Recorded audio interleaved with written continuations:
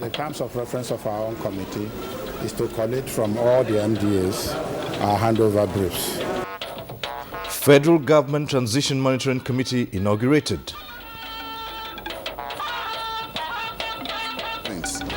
Taking care of lighting problem, taking care of unemployment, taking care of health. That's the most important thing. More results of governorship elections announced. Who gets what as Nigerians reel out their expectations? And fuel scarcity persists in the nation's capital despite assurances of product availability by regulatory agencies. Good evening. Thanks for joining us on NTA Network News. I'm Cyril Stober. The Federal Government Transition Committee has been inaugurated. State House correspondent Segun Lawali reports that the committee, chaired by Vice President Mohammed Namadi Sambu, includes the Secretary to the Government of the Federation, the Head of Service, Ministers of Transport, Police Affairs, and Niger Delta Affairs. Others include the Minister of State Finance, Director General NAFDAC, among others. The committee is to interface with the Transition Committee of the incoming administration ahead of the May 29th inauguration. Our own committee is to collect from all the MDAs our handover briefs, then prepare them and interface with the incoming administration's transition committee. Then we also prepare the president's handover note. And as the Independent National Electoral Commission, INEC, continues to release results of the governorship elections from states, Ignatius Nkwo in this package presents a rundown of all the results released so far.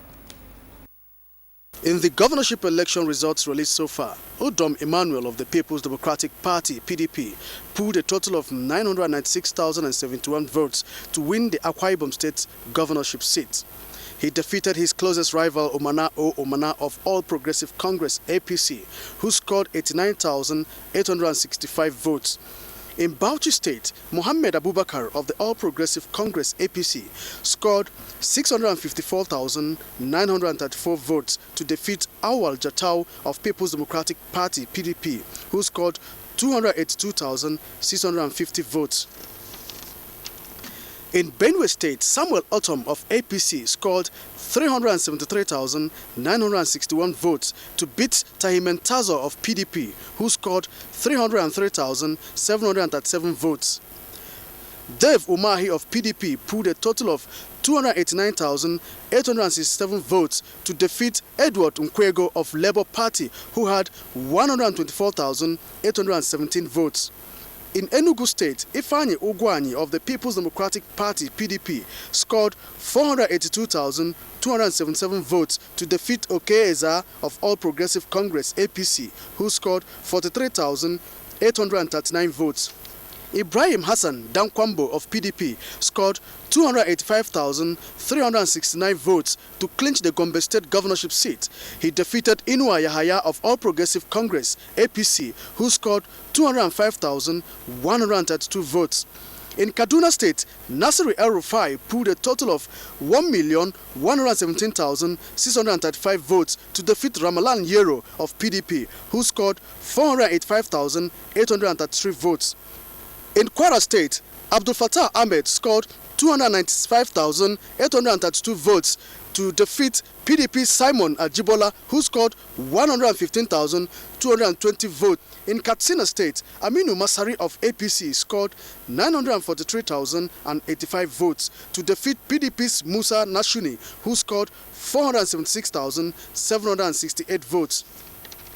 In Kebbi State, Abubakar Bagudu of the APC scored a total of 477,376 votes to beat PDP's Sarkin Yaki Bello, who scored 293,443 votes. In Lagos State, Akinwumi Ambode of All Progressive Congress, APC, pulled a total of 811,994 votes to defeat Olijimi Abaje of PDP, who scored 659,788 votes.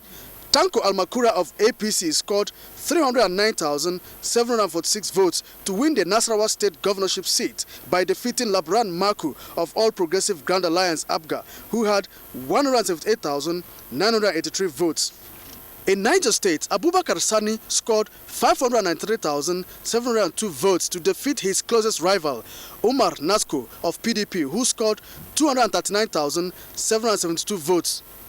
In Ogun State, Ibikunle Amusun of APC scored 306,988 votes to beat Boyega Nasiri Ishaka of PDP, who scored 201,440 votes.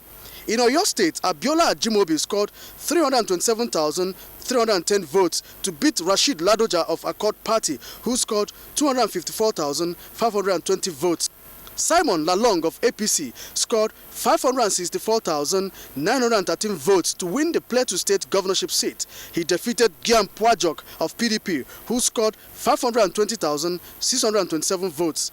In Rivers State, Nyesom Wike of PDP pulled a total of 1,029,102 votes to defeat Dakuku Peter Side of All Progressive Congress, who had 124,896 votes. Aminu Tambowal of APC scored 647,609 votes to win the Sokoto State governorship election by defeating Abdallah Wali of PDP, who scored 269,074 votes. Meanwhile, INEC has declared the Imo State and Taraba State governorship election inconclusive. In Abuja, Ignatius Nkwo, NTA News. And the Senate President David Mark has congratulated the Benue State Governor-elect Dr. Samuel Otom of the APC on his victory and praised him for the tenacity and doggedness exhibited during the electioneering period. In a statement signed by his Chief Press Secretary Paul Mume, Senator Mark implored the governor-elect to be magnanimous in victory as the father of all citizens of Benue State. He expressed confidence that Dr. Otom will bring a wealth of experience and administrative acumen to bear on the governance of the state. The House of Representatives is to reconvene on Tuesday, the 14th of April, after the break for the gubernatorial and state assembly elections. The Speaker, Aminu Waziri Tambuwal, who is governor-elect of Sokoto State, becomes the first presiding officer to emerge as governor. Speaker Tambuwal commended the competitive campaigns of other contenders to the governorship position. He extends a hand of friendship to all, urging them to join hands in the task of moving Sokoto State forward. The governor-elect expressed determination to make government responsive to the needs of the people while pledging to work with the incoming President, General Muhammadu Buhari. And the United States Embassy in Nigeria has congratulated Nigerians and the Independent National Electoral Commission, INEC, on the successful conduct of the March 28 and April 11 general elections across the country. A statement issued by the U.S. Embassy says, although there were reported cases of alleged violence and irregularities in some parts of the country, particularly in Rivers and Akwa Ibom, those dissatisfied should pursue their grievances peacefully in the law courts. While commiserating with Nigerians on the loss of lives and destruction of property, the embassy also commended Nigeria's political parties, President Goodluck Jonathan and President-elect Muhammadu Buhari, who urged their supporters to conduct themselves peacefully throughout the electoral process. And similarly, the European Union Election Observation Mission in Nigeria 2015 EU EOM has commended the government, the Independent National Electoral Commission, and other stakeholders over the successful conduct of the 2015 polls, saying it is an indication that Nigeria has embraced democratic rule. The EU Election Observation Mission Chief Observer Santiago Fesas gave this commendation at the second preliminary media briefing in Abuja. Correspondent Edino Justice has the details. Mr. Fisasu said they had their observers spread across the 6 geopolitical zones, noted that the commitment of INEC towards improved voting processes and the early concession of defeat by President Goodluck Jonathan reduced the already tense atmosphere. President Jonathan has set such a positive example that others have wisely followed during these gubernatorial elections. Also, I want to express my appreciation of General Buhari for swiftly extending a hand to President Jonathan. They have noted that Rivers and Akwa Ibom states witnessed high rate of violence, that further investigation needed to be carried out in those states. On underage voting, they observed that about 6% spread was noticed. They affirmed that no evidence of centralized systemic fraud, although a few attempts at manipulations were observed. However, process irregularities persisted. Such shortcomings increase the risk of dispute and electoral abuse, and therefore we hope that these may be addressed for future elections. Nigeria has also proven that it is possible to transfer power peacefully and with respect for results. The group observed that the 2015 election had a remarkable improvement over that of 2011. The final report is expected in a few weeks' time. Aiding on Justice, NTA News. The People's Democratic Party, PDP, has called for the cancellation of last Saturday's governorship and state assembly elections in Imo State. The National Publicity Secretary of the party, Olisa Metu, while addressing journalists at the PDP National Secretariat in Abuja, said the party will ensure genuine democracy in Nigeria. Saliu Abdullahi has that report. Olisa Metu says the call for the cancellation of the April 11 election in Imo State is due to some electoral misconduct as observed by the PDP. In Idato North and South, there was massive violence, swapping of ballot papers and snatching of ballots in Idato North, Olo, and other places. There was no election in Idato South. Figures were awarded. Our quest is this: the Imo people deserve fresh elections. It's only fresh elections that indeed prove who has the mandate of the people. He noted that the party and its supporters will remain Democrats and will continue to protect their strongholds, including Imo State. We, the PDP, we are willing and able to assist in ensuring that INEC, in the next 1 week or 2 weeks, once the other fresh elections in Imo State, whatever cost it is, let the citizen repair it, as long as genuine and true democracy is enthroned. Olisa Metu therefore appealed to PDP supporters across the country to remain calm, as the party will not relent in ensuring justice and fair play is achieved. In Abuja, Salihu Abdullahi, NTA News. The Christian Council of Nigeria has applauded the 2015 general elections, describing it as credible. The national president of the council and primate African Church, the Right Reverend Emmanuel Udofia, stated this while interacting with the media on the elections. Ruben Okala reports. The Christian Council of Nigeria says it trained and deployed about 2,000 domestic election observers in the 36 states and the FCT. The council, Right Reverend Udofia, says observed that the process was generally peaceful, with Nigerians showing keen interest in the electoral process. The council is advising all stakeholders not satisfied with the process to proceed through the well-established channels to seek redress, either by INEC or the Electoral Tribunal. The council calls on all Nigerians to remain peaceful and to put Nigeria first. Democracy has gone deeper roots in our country with these elections.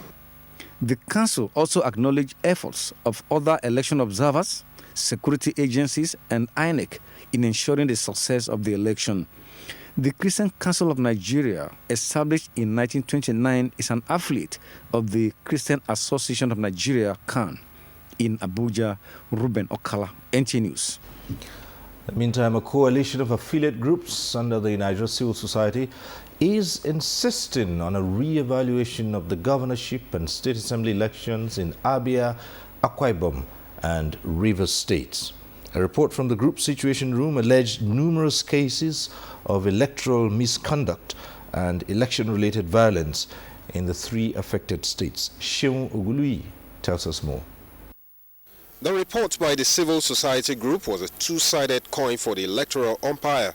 While acknowledging the relative peaceful conduct of the election amidst low voter turnout, the group decried the cases of electoral violence and misconduct in some states.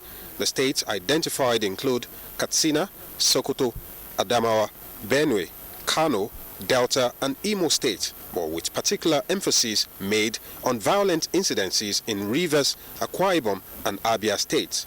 The group argued that the numerous cases of electoral misconduct witnessed by their observers on the field in Abia, Akwa Ibom, and Rivers states creates good grounds to question the credibility of the polls in the affected states. Situation calls on INEC to urgently take steps to clinically scrutinize the final collated results from these three states, Rivers State, Akwa Ibom State, and Abia State. While congratulating the electorate for the collective determination to further improve elections in the country, the group called on INEC to further strengthen its oversight of resident electoral commissioners and state electoral officers in the management and conduct of elections. In Abuja, Sheon Ogunluyi, NTA News. On the other hand, the INEC accredited domestic election observers to Akwa Ibom State and NTA Network have adjudged the governorship and state assembly election in Akwa Ibom as credible. The chairman of the group, Femi Sanusi, affirmed that there was a high level of preparation by the electorate, security agencies, and the observers. Ifoma Aikoje has the details. Mr. Otunba Sanusi scored the process of the election in the state as follows. Turnout of voters in majority of the polling unit, 95%. Availability of materials, 97%, and card reader challenges at 15%. He rated adherence of INEC, security, press, observers, and code of conduct at 95%. We confirmed that the election was held in Akwa Ibom State on 11th of April 2015 from the hours of 8 a.m. to 5 p.m. with split variation of times. The Director of Publicity, Ambassador Felix Ihonre, advised the people to uphold brotherhood and, if aggrieved, channel their grievances through the legal process. Conducting an election in any country or in any city or in any state is to adjust to the structural and developmental processes that will make the people to be happy. The interests of Nigerians are more important than my ambition. I think every politician in this country should emulate from. Other observers commended the conduct of the Akwa Ibom State electorate and other stakeholders. In Uyo, Ifoma Aihoje, NTA News. And staying with the elections now, the Independent National Electoral Commission in Taraba State has declared the governorship election in the state as inconclusive. INEC says the repeat election, which will feature the APC and PDP candidates, will hold in some areas in 30 days. And meanwhile, the Taraba State Governor has imposed a curfew from 7 p.m. to 6 a.m. daily. Well, the conduct of the elections, the outcome and implications was x-rayed by guests on NTA's flagship current affairs program, Good Morning Nigeria. Gufan Shaji reports. The governorship and state assembly polls saw an improved performance of the INEC card reader, which was a major snag in the presidential and national assembly elections held 2 weeks ago. Turnout of voters this time around was, however, relatively low. A former editor of This Day newspaper, Paul Ibet, says INEC's preliminary reports confirmed these observations and also confirmed that incidents of election violence was high in this set of elections, with Rivers, Cross River, Akwa Ibom, Ebonyi, and Ondo states recording the highest number of reported cases. So by and large, in some areas, it was an improvement. But then, the electorate and the politicians don't seem to, understand. They have not tuned into the mood of the time, which is that people are desirous of a free and fair election under very conducive atmosphere. When you have a culture of impunity, you are not likely to have lasting peace. And I think that's part of the lessons we have learned from not only the presidential, but also the governorship election. For as long as Nigeria's democracy is nothing other than business, there will be more catastrophes in the future. We must begin to retrace our steps. Results of the governorship elections, a good number of states have been officially released by INEC. Winners were urged to see their victory as a challenge to serve the people. In Abuja, Gufan Shaji, NTA News. The factional Speaker of the Ekiti State House of Assembly, Mr. Dele Olugbemi, has alleged that the 19 APC members are unrelenting in their moves to unseat Governor Fayose. Mr. Olugbemi, who said this while addressing journalists in Ado Ekiti, also accused them of inducement to support their move. Ayodeji Ogunshakin reports. Since the alleged impeachment of the embattled Speaker, Dr. Adewale Omirin, in November 2014, Ekiti State has continued to record one political crisis or the other. The recent purported impeachment notice served on the governor and letter to the chief judge to set up an investigative panel on the issue triggered reactions from concerned parties. With the alleged renewed moves by the embattled Speaker, Ms. Omirin, and other 18 APC lawmakers to unseat the governor, the factional Speaker, Mr. Olugbemi, also alleged that there are plans by the APC lawmakers to induce him to achieve their impeachment bid. And that prompted the tentative withdrawals of the suit against my person by the leadership of APC.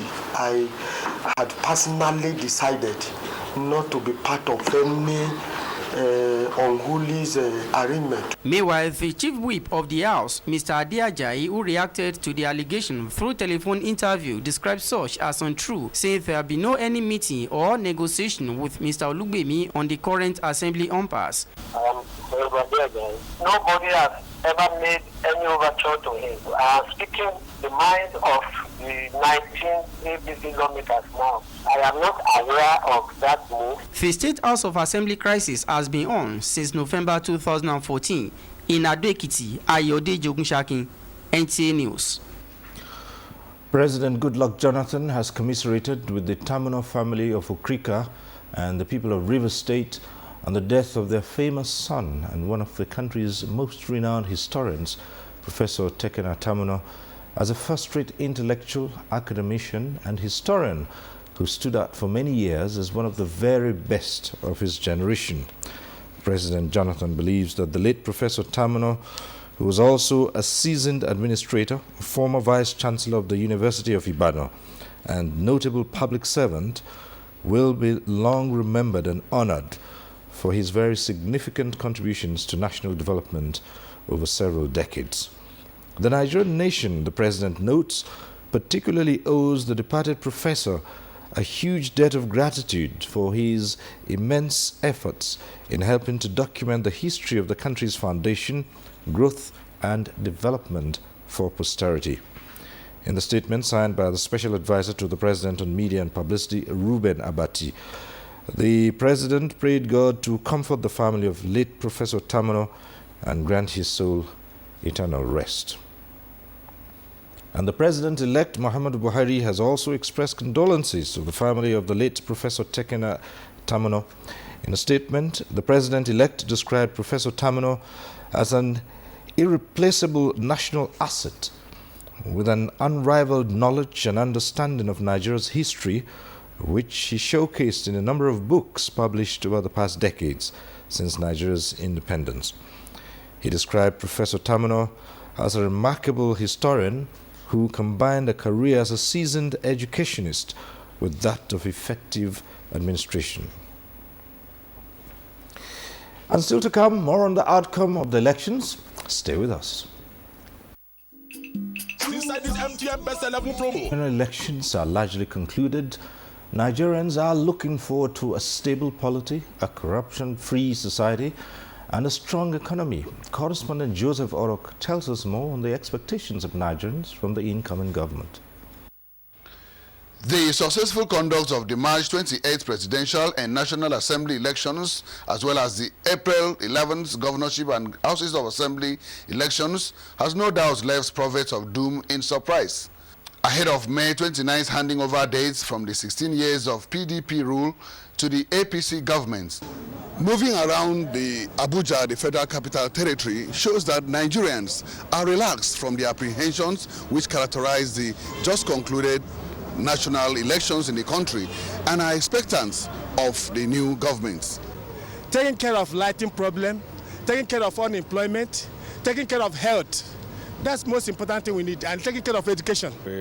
We believe the president-elect, General Buhari, is a disciplined man, and we expect him to ensure we bring such into the new government.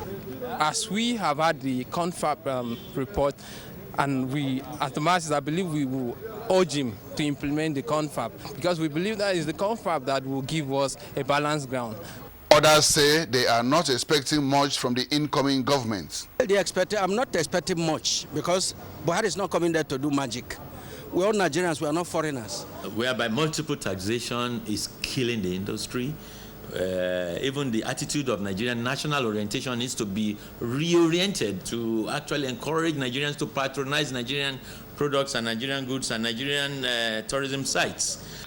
The respondents, however, urged Nigerians to demand good governance at state and local government levels, as being expected from the national level. Joseph Oro, NTA News. And Vera in our Lagos Network Center is ready with more reports on the elections and the fuel situation in the Center of Excellence. Vera. Thank you, Cyril. Good evening and welcome to Lagos. The governor-elect of Lagos State, Akinwumi Ambode, says there will be no political victimization of any sort against any group or individuals when he takes over the mantle of leadership in the state. Mr. Ambode said this in his acceptance speech in Lagos. The state governor, Babatunde Fashola, also used the opportunity to express appreciation to Lagos residents for electing Ambode as his successor. Jesuto Moses reports. Speaking at the party secretariat at Acme Road in Ogba, Mr. Ambode stressed that he would devote himself to the growth, development and prosperity of the state and not discriminate against anyone. He noted that there will be rapid development in the state with renewed collaboration between the federal and state governments. This is no time for gloating or boasting. I am now to be the servant of this state in its entirety, not just for APC members, but for all Lagosians, no matter their political stripes, ethnicity, or religious affiliations. The state governor, Babatunde Fashola, noted that residents have chosen service delivery with their choice of Akinwumi Ambode, child the governor-elect, to stay connected to the people. Akinwumi Ambode will be sworn in on the 29th of May as the 14th governor of Lagos State in Lagos. Jesuton Moses, NTA News. The All Progressives Congress, APC, has called for the cancellation of the governorship and House of Assembly elections in Rivers and Akwa Ibom states. The National Publicity Secretary of the party, Lai Mohammed, made a call at a media briefing in Lagos. Alajide Bello reports. The APC National Publicity Secretary, Lai Mohammed, pointed out a number of anomalies in the conduct of the governorship and houses of assembly elections in Rivers and Akwa Ibom State. Widespread failure by INEC to supply election materials to polling units in most parts of Akwa Ibom, the rampant snatching of ballot boxes in areas where polling materials were received, hordes of deadly armed thugs escorted by men in Nigerian police and army uniforms stormed the polling units and carted away the election materials midway into the accreditation process. Because of this, we in the APC are left with no choice than to demand the immediate cancellation of the purported elections in the two states. He condemned the conduct of certain groups and individuals, pointing out that the mandatory smart card reader was not used in most polling units. Our party's chapter in Rivers had written a petition complaining of the crass partisanship of the Rivers State Commissioner of Police in the Presidential and National Assembly elections. In Lagos, Olajide Bello, NTA News. The usual human and vehicular traffic have returned to Lagos following the conclusion of the gubernatorial and State House Assembly elections. Abdullahi Mohammed, who went round some filling stations in Lagos, reports that fuel supply at filling stations has remained stable. Though some filling stations have run out of the product, while queues have begun to build in some of the filling stations, especially here on Victoria Island, majority of the filling stations across Lagos have been selling the product, indicating the fact that the product is available in Lagos. Yes, not scarcity, yes. Yeah, no problem. I think it's because people are just, they prefer the filling station. There's no queue. There's no queue. It's available. Proof that the supply of petrol in Lagos will remain stable at least for the next couple of days or weeks can be deduced from the number of trucks filled with the products taking tons to make supplies at various filling stations. The service attendants had their hands filled while the ever-busy roads remained congested. In Lagos, Abdullah Mohammed, NTA News. And that does it from Lagos. And I hand over to Cyril for the continuation of Network News. Cyril? Thank you, Vera. And if Lagos is experiencing a stable supply of petrol, not so for Abuja, the nation's capital, which has been hit by weeks of unending queues at most of the petrol stations. Unfortunately, this situation has continued to linger in spite of reports from regulators of the oil sector that there is no scarcity. Abdul Malik Adiu went around the city earlier today to find out if the queues are likely to disappear soon or not.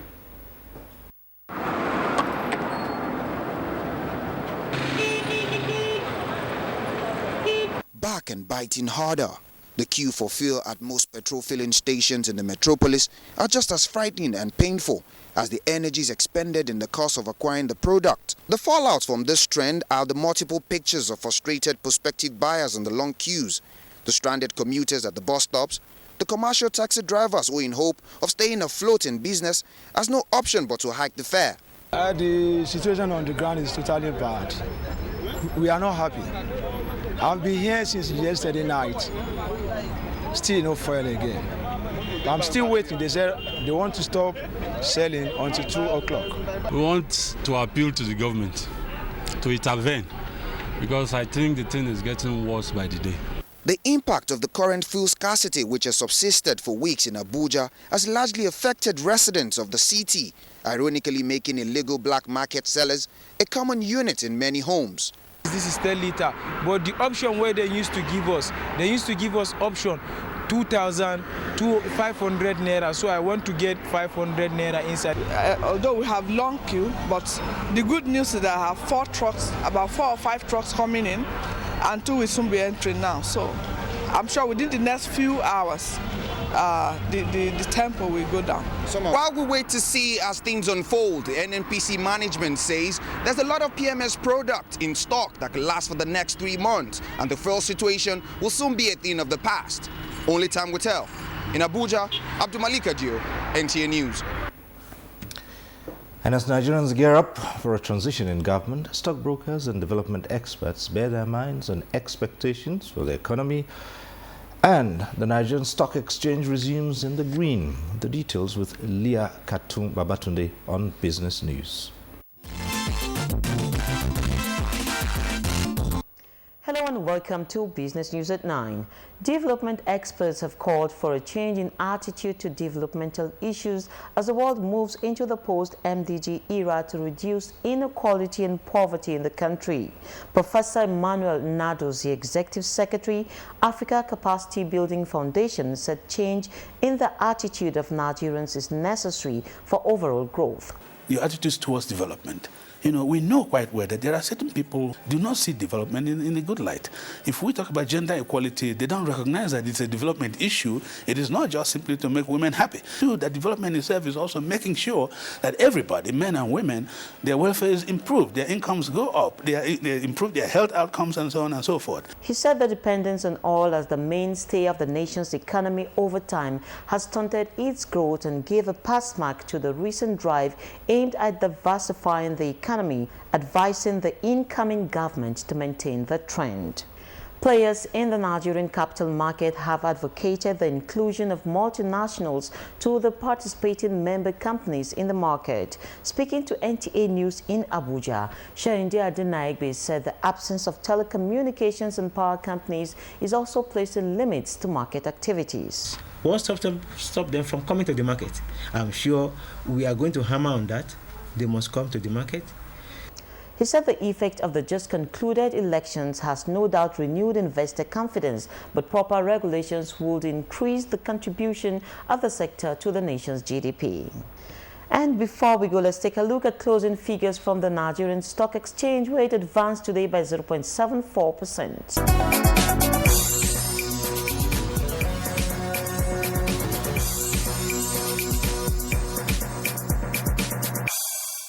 That rounds up business news this hour. The bulletin will continue shortly. Thank you, Leah. And on special assignment, correspondent examines food supply and the prices of commodities. But first, let's get to see these messages. Any tribe that rules has solid rules. Rule number 1, friends stay close. Friends in the tribe, stay closer. Feel me?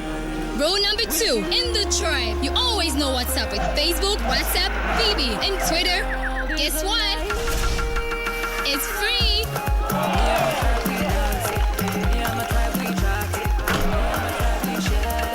Rule number 3, there are no rules with SMS. It's endless. Yes, boss. Rule number 4,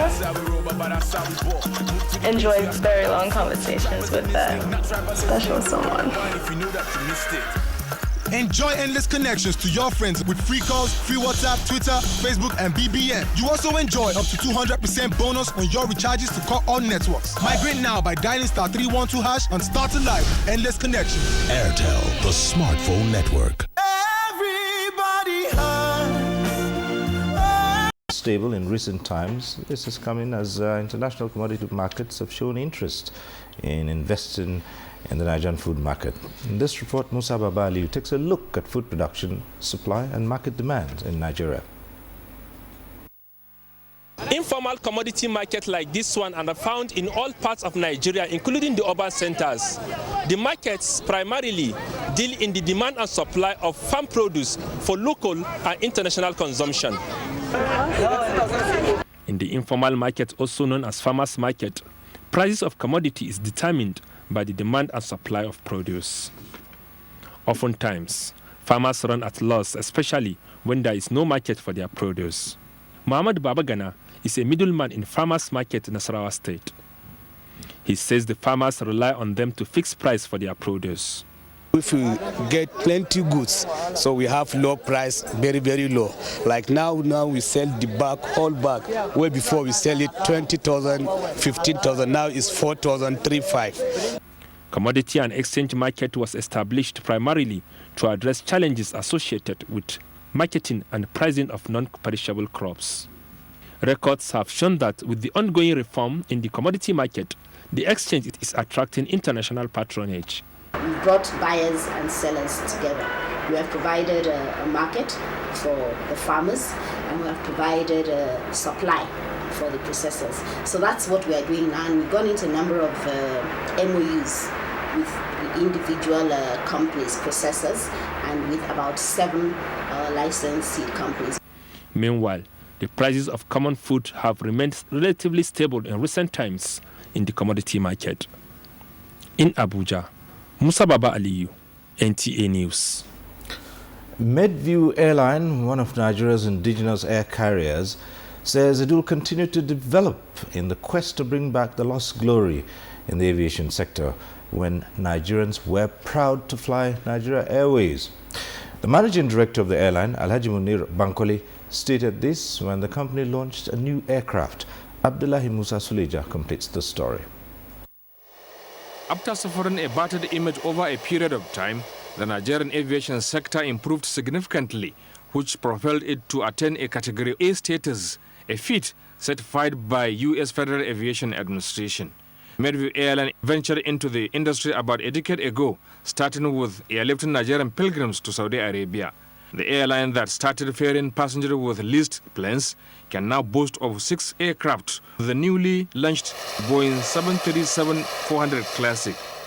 The 150-capacity aircraft took off from Thailand and made stops over in Mumbai, India, Karachi in Pakistan, Jeddah, Saudi Arabia, before touching down at Murtala Muhammad International Airport, Lagos, at 7 p.m. this Sunday.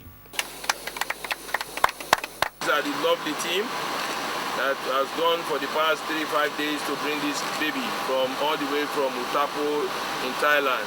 The Managing Director, Alhaji Munir Bankole, who appealed to government to address the issue of double taxation, also said the airline has as priority the safety, standard, comfort of passengers, which he said will not be compromised. The environment today, from the financial point of view, has not been encouraging to the industry of aviation. The government needs to do a lot. 90% of my team are ex-Nigerian, which I'm proud to say they are committed people who have served this nation in their best capacity. So with the number of fleet now, it has given us a wider scope to move beyond the Nigerian soil. Apart from local shuttle and Hajj operations, the airline has since started flying other international routes. Abdullahi Musa Suleja, NTA News. And time for another quick break now. Stay with us on NTA News.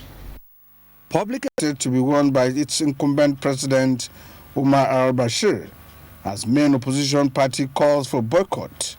The opposition and Western powers say the polls lack credibility because of political repression.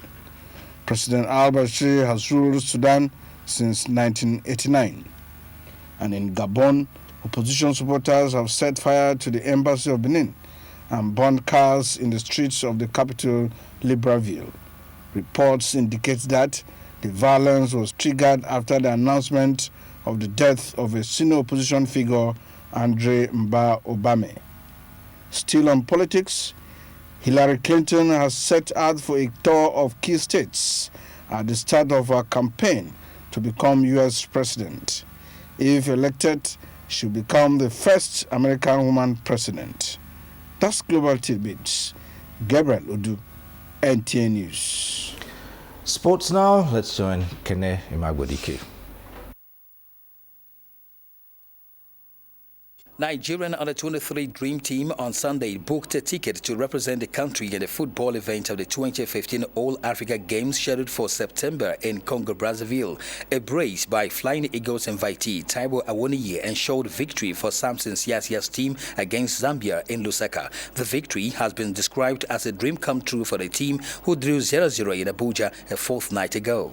Given the right atmosphere and the right impetus to perform, I see them as a world beater. After all, they're better of most of these boys we have been seeing over there. The Super Falcons of Nigeria have assured the country of a good outing at the forthcoming FIFA Women's World Cup in Canada in June. The Falcons, who put 8 unreplied goals past their Malian counterparts in the second leg of the 2015 All-African Games qualifier, say they have set their target on a good outing at the biggest stage in women's football since they have no rivals on the continent. Winning Mali 7 or 8 is not the beginning. I believe we have so much friendlies to play, and I believe this will boost our morale to do more. We are looking ahead like the international teams like US and Sweden. We are not looking at this one. Masters champion Jordan Spieth says he is